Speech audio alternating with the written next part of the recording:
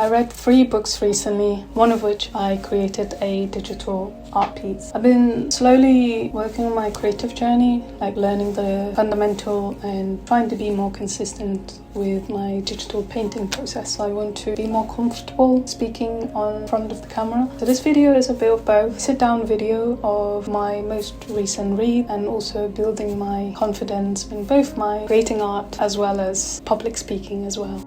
The first book I want to talk about is Daggermouth by H.M. Wolf. This is a dystopian story set in a corrupted world called the Newfound Haven, where societies are divided into rings. You've got your center where the elites live, are the richest of the rich, basically control and govern the society. And then as you go further away from the center, people have less access to even the basic necessities like food or medicine. It's a very clear system of control and inequality, and you first see that in the first few chapters even. We follow one of our main characters called Shadira, mercenary raised to kill, who lives in the poorest area of the region. And we also have Grayson Sorrell, who is the son of the president and is part of the ruling class. Of course, their lives intertwine and we basically follow their stories. I remember finishing this book really quickly. I think I finished it in 2 sittings. I really enjoy stories where I can feel what the characters are going through. And this book, I would say, did really well. I felt a lot while reading this, the anger, the frustration, especially towards the system. In terms of the pacing, I would say it's very, very fast-paced. So much has happened. It got to a point, I remember there was a particular scene, so much has happened in such a short amount of time. It generally felt months have passed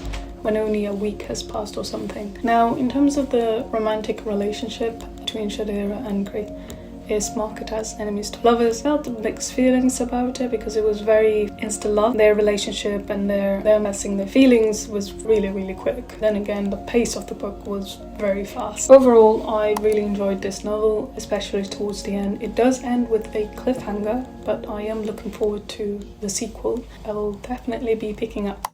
The second book I picked up was One Dark Window. This is a story that is set in a mist-covered kingdom where the magic is tied to the Providence card. I haven't read a magic system like this. I thought it was fascinating and interesting. Each card gives you a different power, but it comes at a cost. For example, losing your mind.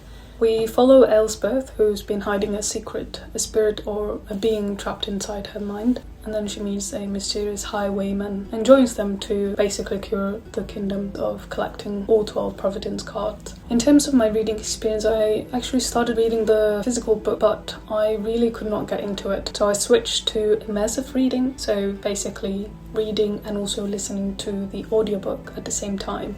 Even then, I did feel quite disconnected from the story. I didn't fully understand the world or the why. Where did the curse come from? Why did these Providence card exist? I really liked the idea of the Providence card. I thought it was fascinating to use such a way in terms of the magic system, but I felt like it didn't execute really well with the story. I also had a question that's like, why are people with magic treated the way they are in the story? I also didn't feel very connected to the characters. So when things were happening or even towards the end, I just didn't feel the emotional pull. I did try to continue with the second book, the sequel, Twisted Crown, but since it follows other characters as well that wasn't really invested in the first book, I ended up deciding to DNF the series. It is a duology, but I don't think I will be continuing on with this. I think this one is one of those cases where the concept is really strong, like the idea of using Providence cards and each card having a unique magic system. I loved the idea of what the card-based magic system was,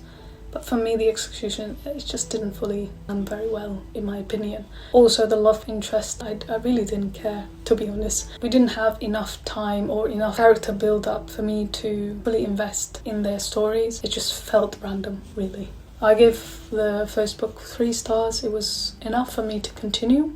I was still curious to see what happened, especially with that ending, but after reading halfway through the second book, I decided to just DNF it. I don't think I will continue on the sequel. However, if you enjoyed the second book and you think it's worthwhile, let me know down in the comment below.